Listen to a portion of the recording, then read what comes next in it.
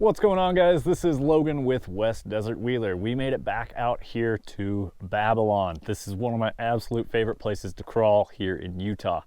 Not even like just where I'm at, just period. One of my favorite places to crawl. So many endless lines. Today, I'm gonna go explore new terrain and try and find some new lines. I just wandered off into a random spot and we're gonna see if we can find something fun to drive on. We're going to be driving the UC Fab JHF licensed Moonbuggy chassis on F10 portal axles with rear steer. Super badass car. Really excited about it. It's still a work in progress. Still got to get the interior covered up, got to hide the electronics, but that's not going to stop me from driving it. It's too much fun to get out on the rocks. Now, while it looks fantastic, Kyle at UC Fab and Gene both do excellent work on these. These are high performing cars. This is actually tube work, it's not solid rod, and it's amazingly light. With those F10 portals, you get a ton of steering angle, get that big brass down on the axle, servo on axle. We have the brass Reefs Raw 800 in the rear. That is because the car I want to end up cloning has a gold wrapped fuel cell mounted on his axle, and it's a real Jesse Haynes portal car. It's Dave Wong's car. I'm going to end up making this look like Dave's car, but not there yet. But let's go hit the rocks. It's gonna be awesome. Got the UC Fab out here in Babylon. The weather's beautiful. There's nothing better. Let's get going. All right, so we just got this thing fired up out here on the trail. It's got a Hobbywing Fusion in here, and then it's got a Dlux portal transmission. But what makes me laugh is like, this is one of my absolute quietest and smoothest cars, which is just strange. You wouldn't guess that my Moonbuggy would be like the most dialed quiet rig. You just hear the tires on it right now. There's no wind or anything, like there's just lug noise. And these are G8 N Shut Krawlers that I made myself. A particularly good set. I felt that this set was deserving of such a car. They ended up super clean, so I held on to them specifically for this project. And you know, I can do that. Okay, we're gonna get real off camber here in a second, so actually want to reposition just a little bit. Need to try and hit this wall evenly without getting too out of shape. Oh dear. Can't. Oh, no. Yeah, that didn't work out, did it? Of course, we got our trail buddy out here, Sydney. She's out here helping me scope some lines, seeing if any of these are going to work out. So she's hanging out with us today. She loves getting out here on the rocks. I don't typically take Sydney for walks. She just comes out crawling with me.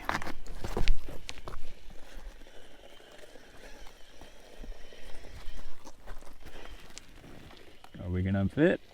Oh yeah. Oh, maybe.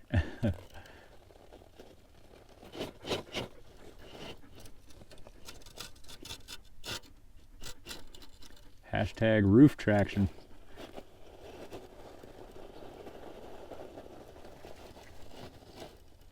Damn. Tight squeeze, but she made it. You know you're pretty spoiled with terrain when you get to say this, but there's almost too many line choices here. Like, there's so many fun looking lines out here that it's hard to choose. So kind of what I'm doing is just really like working my way up the hill. And whatever lines help me get up the hill is kind of what I go for.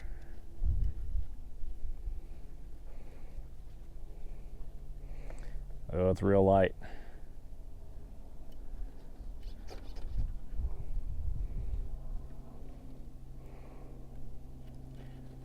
That rear steer saving us. Yeah. Yeah. Yeah, this UC Fab gets down. It's awesome. That's one of my favorite parts is like, not only does this thing look just amazing, but it also crawls really good. The weight balance is good. The overdrive helps. The tire size is just right. The narrow axles are a fun challenge because they're narrower than what I'm used to with like a Capra axle setup. The cage is very narrow and like fits into a lot of technical spaces.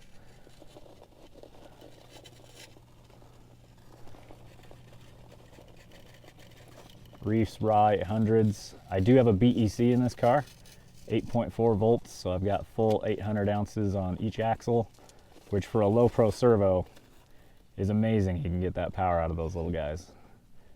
They are BEC powered, so they are not a direct power servo.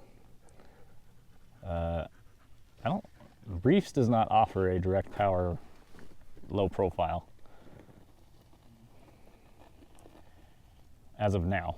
You know, maybe something will change in the future, I don't know.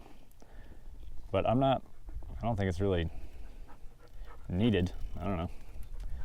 I don't mind running a BEC powered servo on this car. Oh, it's close. When you back up with cars with a lot of overdrive, it'll make your suspension dog leg and act up.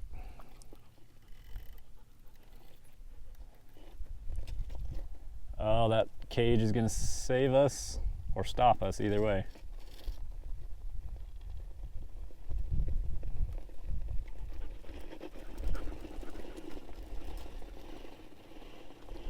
Just on that rear corner.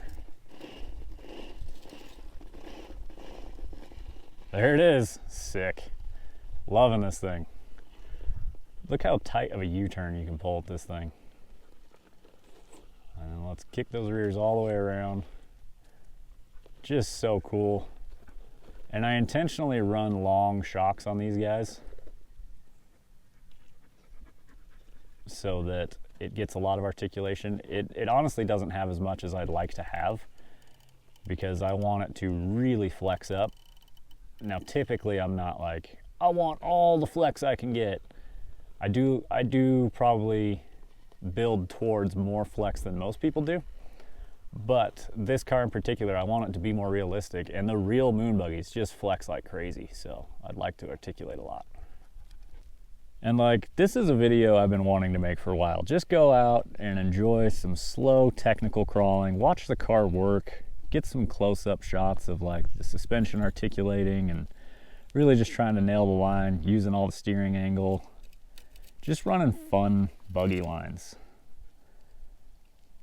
Now, while I chose the Reefs Raw 800 for aesthetic reasons, it does help more evenly balance the weight balance. So it's less forward bias now. So it does help on crazy descents like this. Man, what a cool picture that would have been. And the Reefs Raw 800 in brass is twice the weight of a regular 800.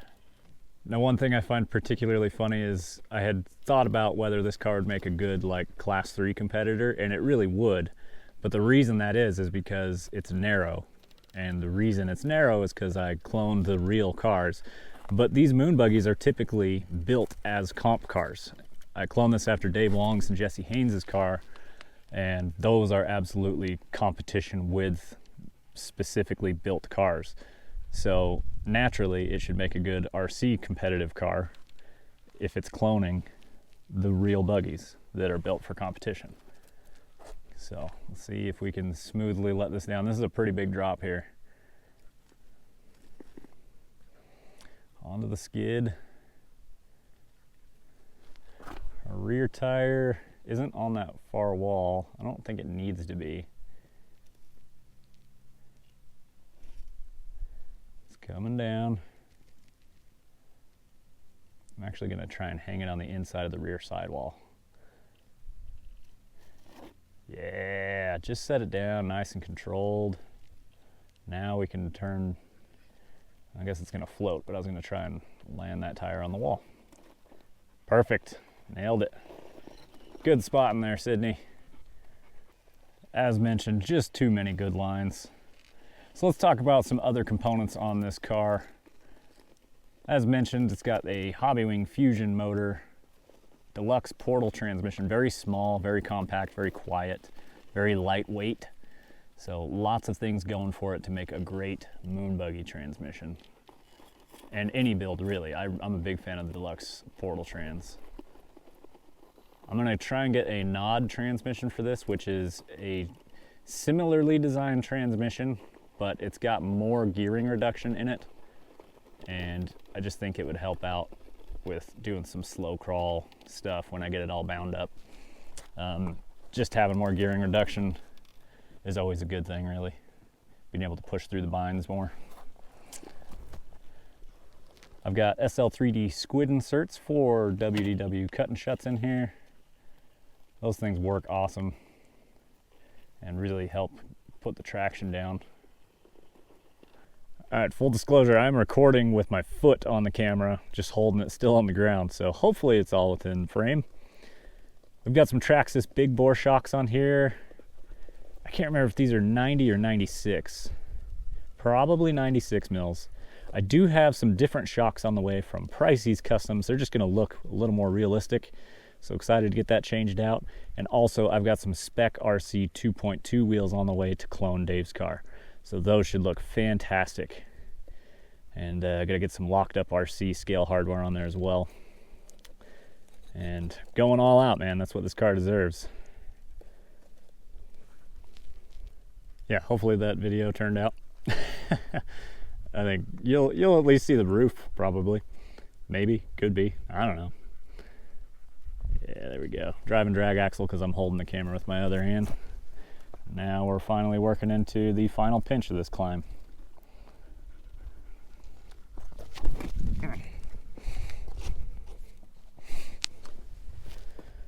All right, finally in a spot where I can kind of crouch down, and to drive rear steer, I do drive two-handed. So I hold the GoPro handle in my right hand and use my index and my thumb to use my rear steer on the potentiometer knob on top of a fly sky. If you don't know what I'm talking about, I use these little knobs on top and I twist it back and forth. And so with my camera hand, I hold the GoPro here and then I twist the rear steer like this. So there's a lot going on, especially when I'm narrating and I'm trying not to fall over on the rocks. And I'm yelling at my dog because she's trying to chase after hikers, you know, the usual stuff, but we do it because we love Moonbuggies, right? Oh. Got to get that rear to help us push up without binding the rear. There it goes. Just enough forward weight to hold it down. We are losing our knuckle screw. This guy's working its way out. I need to go grab my screwdriver. I do have spares, but I'd prefer not to lose it. Sick. Now, you will learn this if you drive RCs enough, but always bring tools with you. And I have a full toolbox full of spare parts that I bring with me because it's pretty important for me that I get the video done. You know, I come out here, burn the fuel to get here. It's a bit of a drive out to this location. So bring spare parts, screws. It can really save your RC trip. Definitely highly recommend doing that. MIP tools in the tool bag because you need good tools while you're out and about, right?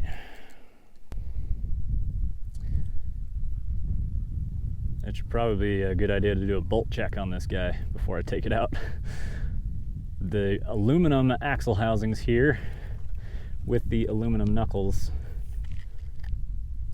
Anytime you have metal axle housings, you have to use Loctite, and your screws are much more likely to fall out. So, I mean, that's just the reality of driving these things. Sometimes need a little bit of work. That was no big deal there. Typically, I don't have issues when filming videos. I've been pretty fortunate in that regard.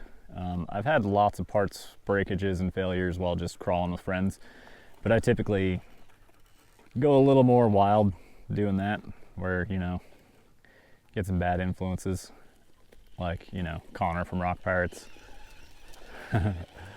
We both just like to push the limits on our cars, and there's a reason his Instagram name is Portal Killer RC. He fully lives up to that name, by the way. He will destroy portal gears every time we go crawling, which is so funny to me because, like, I watch how he drives. I drive very similarly, I feel, and something about, he just does something to really destroy portal gears. Even like nice machined ones from Vanquish, like in the F10s, he finds a way. He's just built different.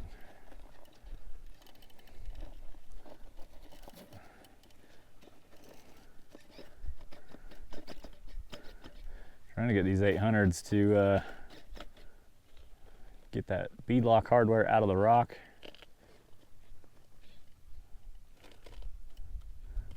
And we just don't have a lot of room here. Oh, oh, come on. It might slide along the edge, but I think our fronts are secured enough. I'm not too worried about it.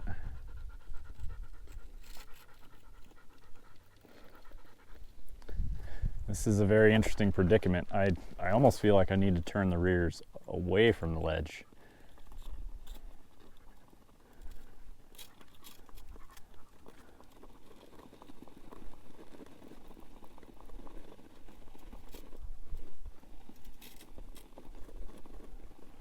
Man, this is like, I don't know what's gonna happen here.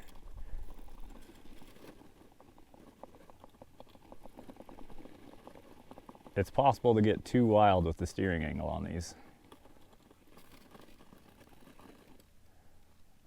Oh, come on. Come on. Pull me through. Come on, there. We're not there yet. Okay, we got a good grip up top. There it is, nice. Really had to feel that one out. And like, I didn't immediately see what needed to be done. That was just you gotta pay attention to what the car wants and make the corrections as soon as you see any amount of progress or negative progress. That was fun. All right, I just drove a similar line to this off camera and it ended up being way too cool not to record, so we're gonna get it on video. I did come in out of the other side. This is like a three-way canyon. It's the shape of a Y. And I came in from the other side, but I wanted to try this way, and so I figured I'd record it. So here we go. Now we're getting into the stuff that I had already done. So I need to square up. Oh, rear steer. There it is. And this doesn't look too steep until you get the car on it and you realize that your rear tires end up balanced pretty high up there and that you end up pretty steep. Hello, Sydney. Panting in my ear, my favorite. And you gotta climb this rock on your way down. All right, let's see. Actually gonna take a small reverse, take some bind out of that steering. Very smooth, super clean. Probably looked a little better the second time, which it should, right? I had a little bit of practice.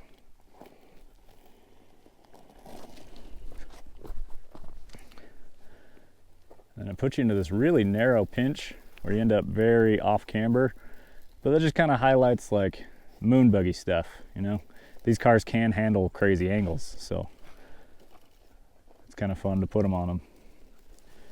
Getting into our portal a little bit, drag an axle tube even with portals and cut and shuts. Yeah, sick line, super fun.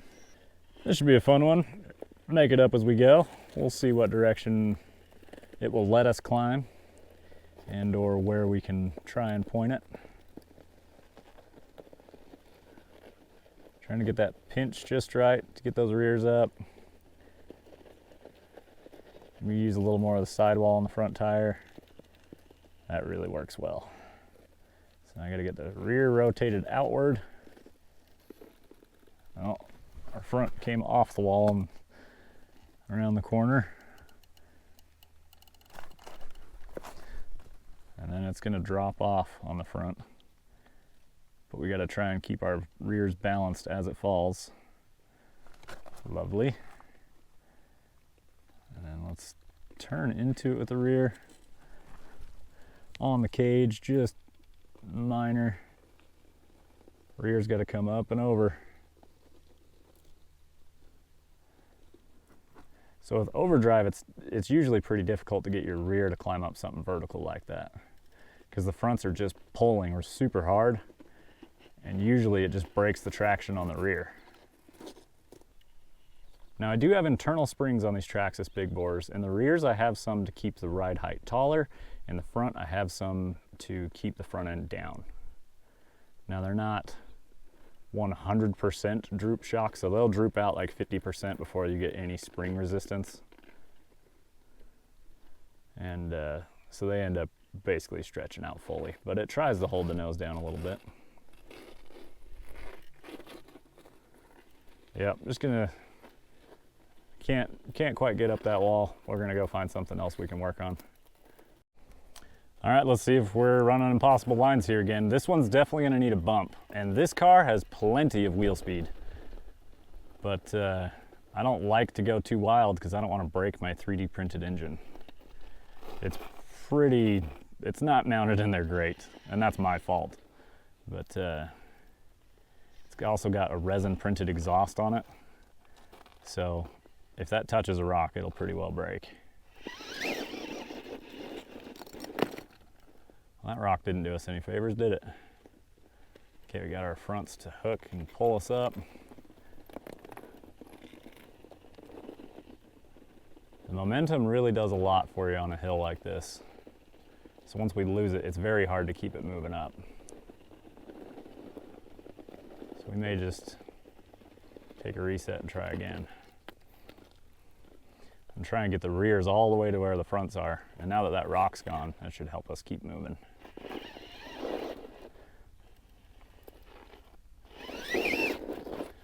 Didn't quite go where we wanted.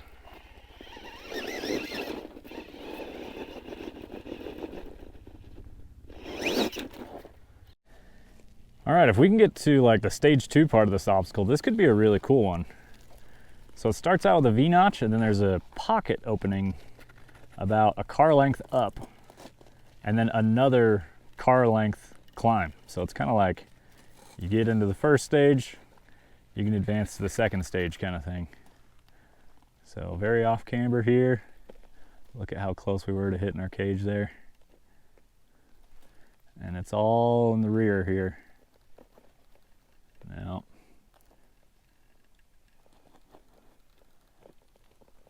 if you can get your car bound up, that means there's traction.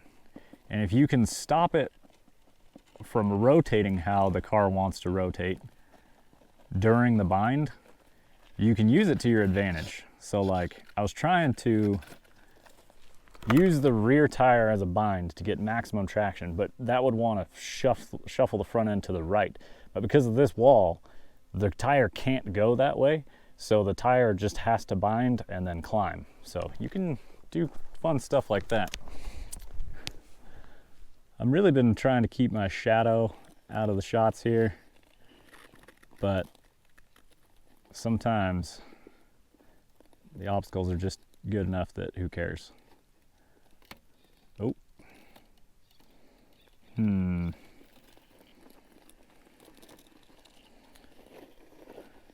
Luckily this car is narrow, because if it were any wider, this would become very, very difficult.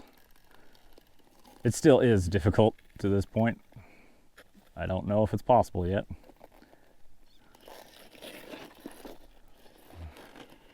Let's try a totally different angle here.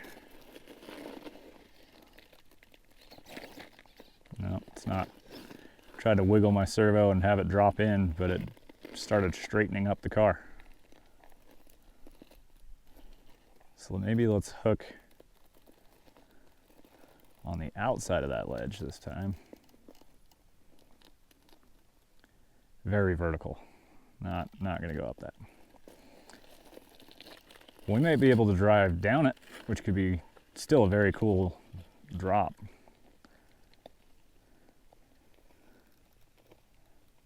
I can get it stuffed way in there. And this is what I'm talking about with that front tire. It can't rotate to the right if I bind up that right rear. So I've been trying to drive as far in as possible and then turn into this wall. But the top side of that front right is driving on the rock, and it pushes us out. So you got opposing forces. The rear's trying to climb, the front's trying to push the tire out. Very close. Like, this car is a 13-inch wheelbase, but it's pretty narrow. And so we've already got a fairly long wheelbase going into this. I don't quite see it happening here. Found a little line here. Should be able to climb up and along this edge of this ridge, which could be pretty cool. So we're gonna try it out.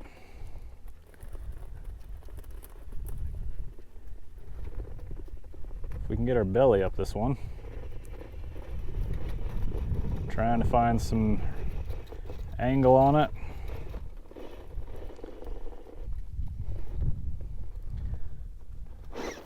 Oop. Cage was locked onto that rock a little bit. If we can keep our front down, it's not a bad place to be right here.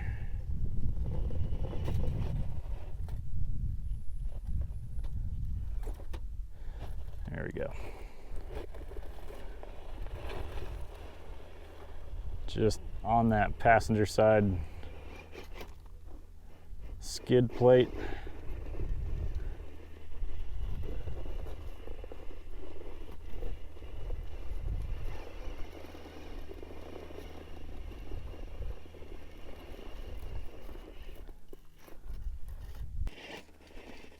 There we go.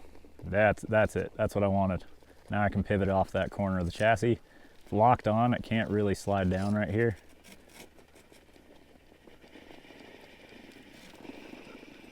Rear tire's on top of the ledge. There she goes. She's got to do a little bit of renovations with the bushes here. I think this car weighs high 6 pounds, just under 7, I think. Maybe not quite that much, maybe like mid 6s. And it's been a long time since I've weighed it. But it is a 2.2 car. It's got big brass weights in the front, brass servo. But most of the weight's in the axles, so it does perform really good. There's a big ledge on the other side. I don't want to drive off of it. There we go. All right, we made it up the first ledge, which was way harder than I thought. Now onto the actual hard part. Okay, here we go. And I don't think the obstacle is all that hard to like get the car to go over. It's just the question of, can we get it to stay on top of the rock versus fall off of the rock? So I'm actually gonna get it way over here, kind of into the bush.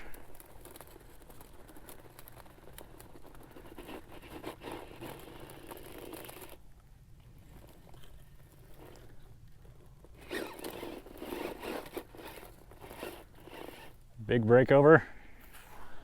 Check out the skid plate. The skid is from UC Fab. It's their Capra flat skid. This is their blank so that I could drill my own holes for my transmission I want.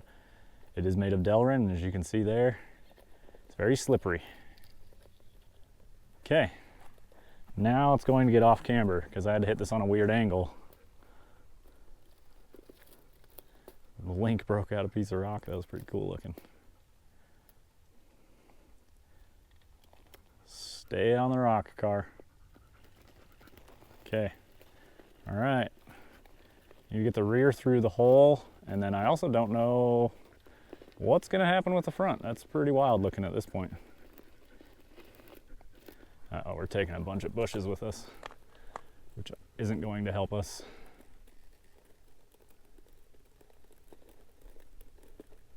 I want to turn the rear towards the cliff. Oh, bam. Well, we get to try that one again.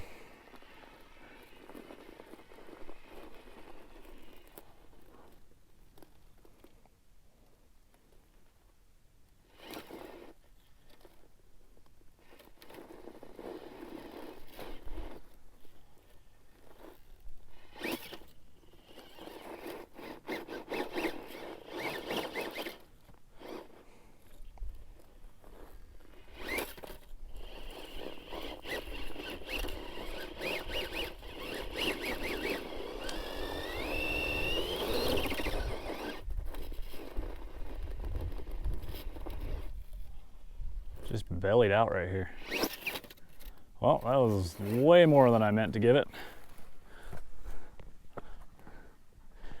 Doing half rock crawling, half bush crawling at this point.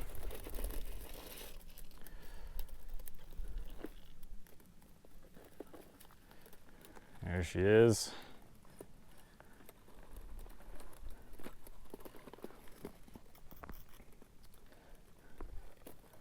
On the tie rod in the rear.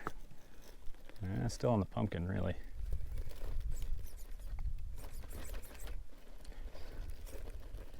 There it goes.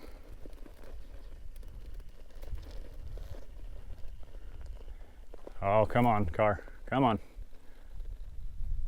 Yes, yes, yes. All right, line complete. She made it to the top. Pretty stoked on that one. Had to earn it for sure. Wasn't pretty. Not all of them are. But the UC Fab, getting it done.